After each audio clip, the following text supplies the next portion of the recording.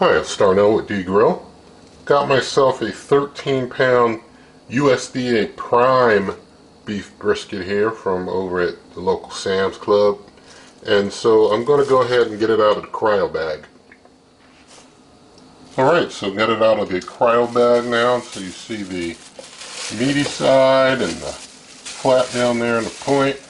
And we've got our fat cap side that has a lot of fat. So I'm basically going to trim this thing up real nice. I'm going to trim it up real good. Alright, so I'm done with all the trimming I'm going to do. On this top end, I only left the fat here because I wasn't going to, and I'm not going to separate the flat from the point, so I left that fat there to connect. On the back here, I did, trim things down a whole lot on this side so that, things are real trimmed. And now I'm just going to basically take my seasoning. I've got some Grill Mates Montreal steak seasoning there. And I'm just going to season both sides of this brisket now.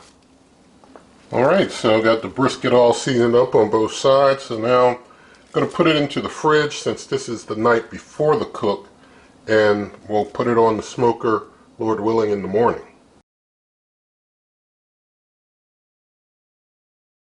Alright, so it's the next morning and this brisket's been sitting outside of the refrigerator for over an hour now for it to start coming up closer to room temp for the cook.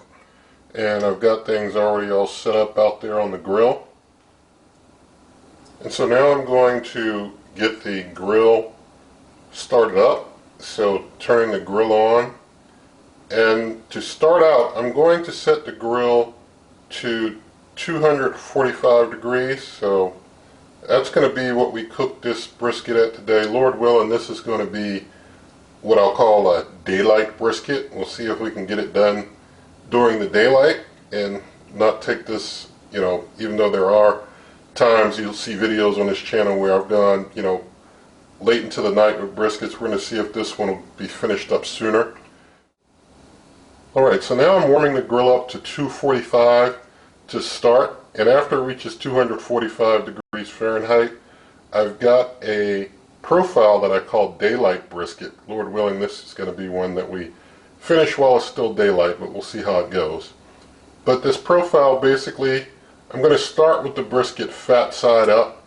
I'm going to keep the point side of the brisket, the bigger side of the brisket, over to the right to start, which is the hotter side of my cooker.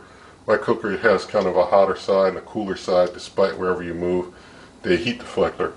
And so, going to keep that over to the left, keep the flat, leaner side over to the right, which is cooler, and going to run it 2 hours fat side up. Then after that, have like a 10-minute intermission where I flip the brisket over, spritz it, and I'm going to continue to spritz it hourly while it runs at 245, and I'll have the meat probe in there. And I'm going to wait until the meat is 180 in Fahrenheit when I go to the next step, where I'm going to spin the brisket so that the flat is over to the hotter side of the cooker after it's wrapped up. And I'm also going to put some like beef broth in there, and wrap it up in some butcher paper, so it's going to be wrapped up and moistened up and all when I do that. And then I'm going to let it continue from 180 to 197. Once it gets there, then, Lord willing, a meat probe, go in and out like butter, and I'll put it on into a cooler for maybe a couple of hours, and we'll see what we get from all of that. And so, just going to let this cooker continue to warm up. Now let me give you the weather report while we wait for the smoker to warm up. Current temperature outside is 63 degrees, partly cloudy. The real feel is 70 degrees Fahrenheit. The expected high today is 84 degrees Fahrenheit, and it should be sunny. And tonight it's going to get down to 60 degrees Fahrenheit. The current wind speed is just 2 miles per hour. The humidity is 77%. Alright, so the smoker's up to temp. So now it's time to get it on in there.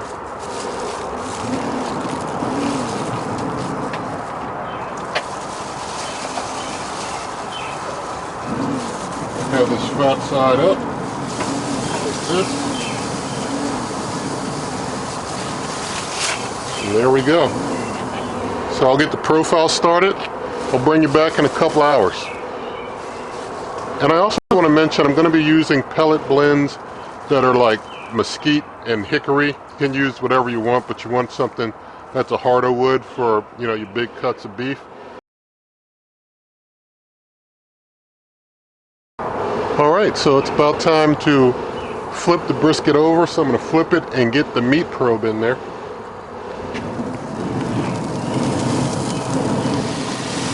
I'm going to go ahead and spritz the meat.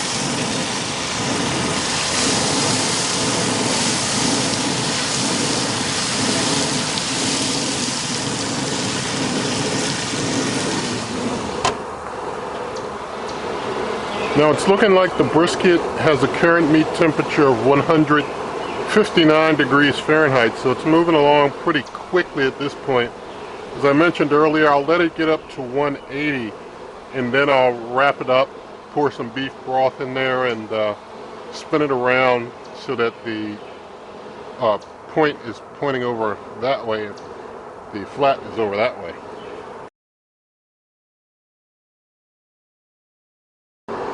So things have been cooking for a little over 3 hours now, and I've got myself a cup of beef broth with a half a tablespoon of the beef rub mixed up in it, and I'm going to get the brisket wrapped up, spin it around, and get the fluid in there on it right now.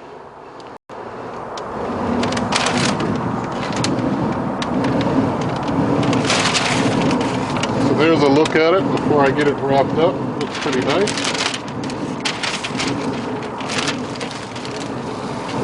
Alright, we got it wrapped up, and so we'll close it up like that.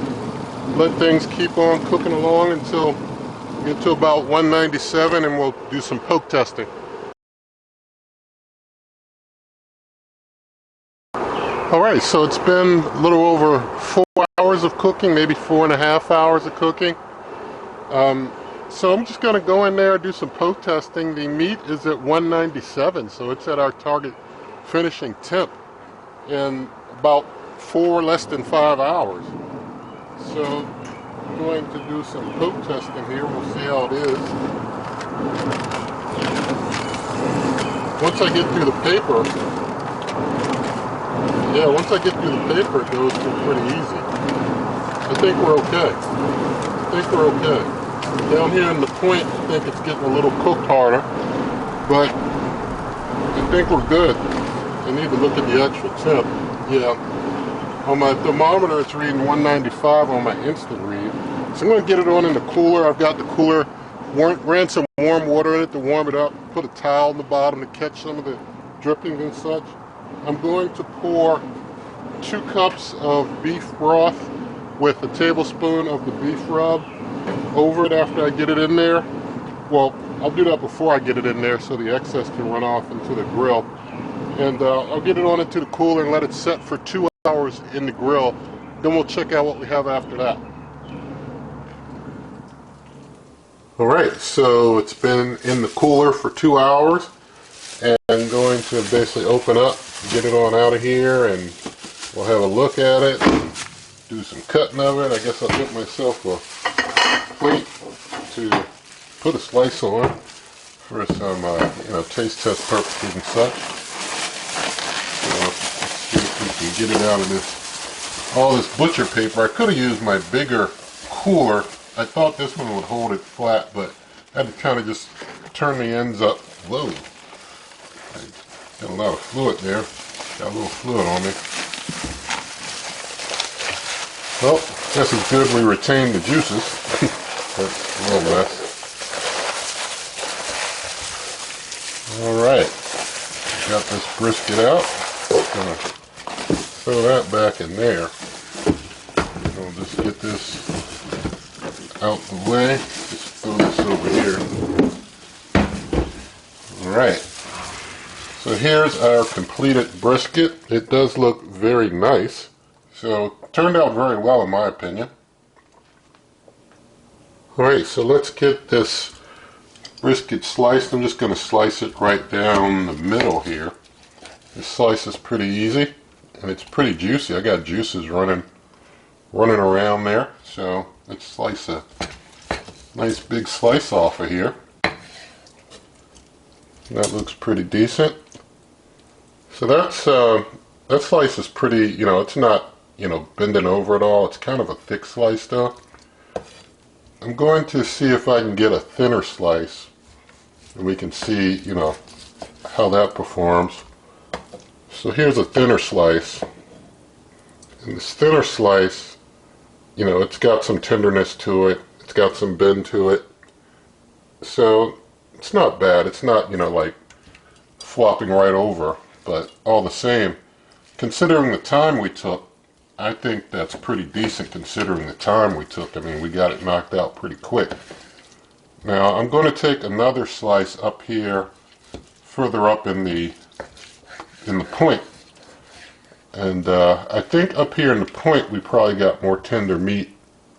I mean, look at that up in the point. I mean, that's definitely it's more juicy, and it is a more tender cut up in the point. Let's get some of this here. Just get another thin slice right there. And let's see.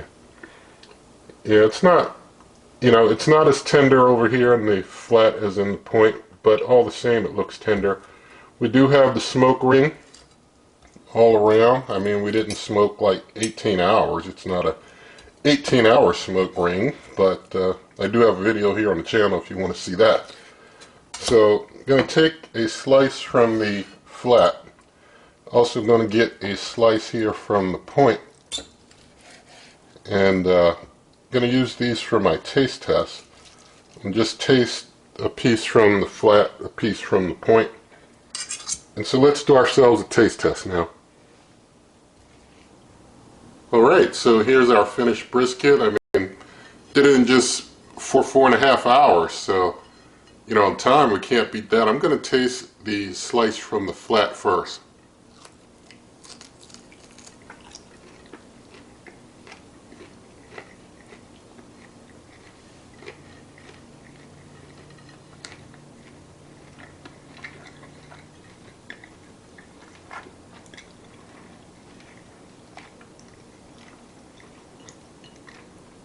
Alright, it's definitely, a tough bite there off the flat. I'm going to taste the point now.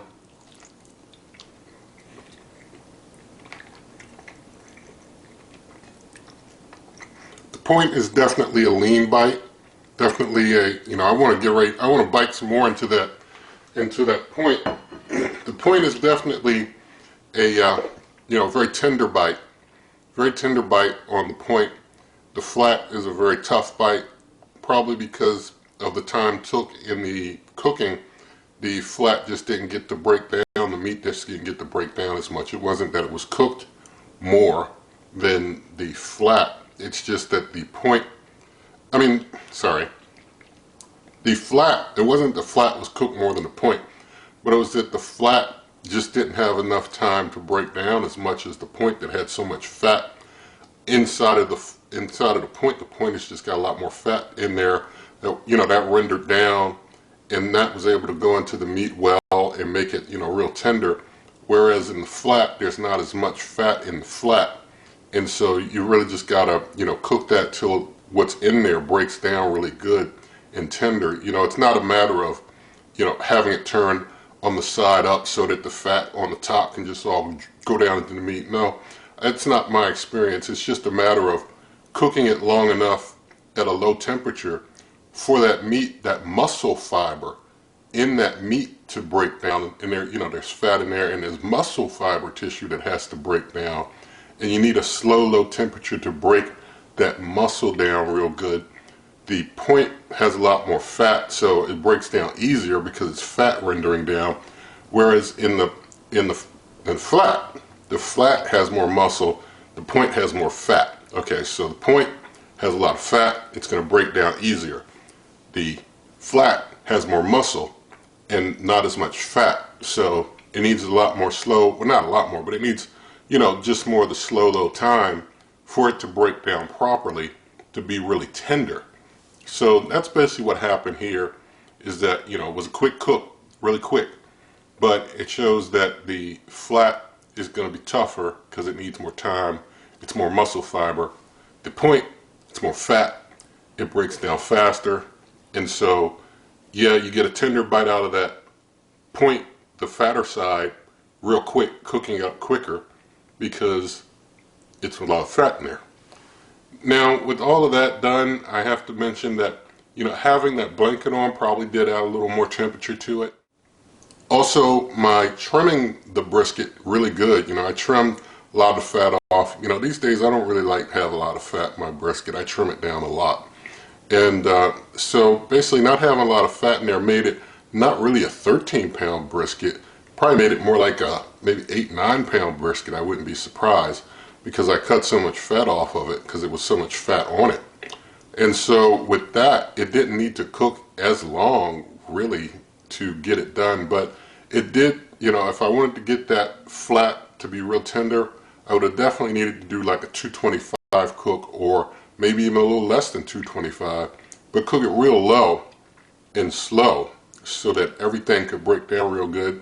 I've got plenty of videos on here where, I've gone late into the night with a brisket and show you how tender it comes out all over.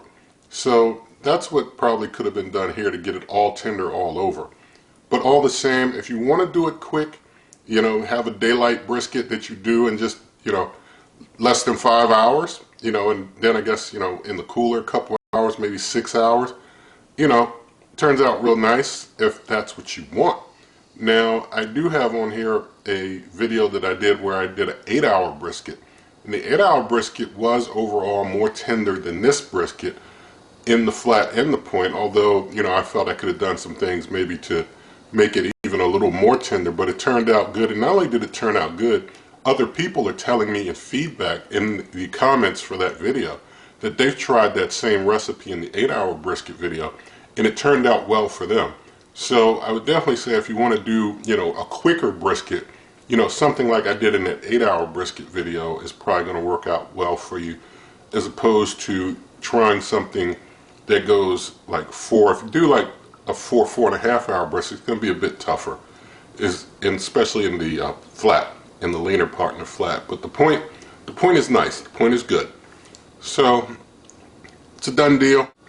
And as far as the smoke is concerned and the smoke flavor, it came out, it has some smoke flavor in it, not as much as one that was smoked longer, but it has some. And so with all of that said, in the video description, find ways to help this channel. And also you can find recipes. I also post this one on my blog at dgrillsmoke.com. And if you did like this video, please do give it a thumbs up. Share the video with a friend. Leave your comments. Subscribe. Hit that notification icon. And good eating.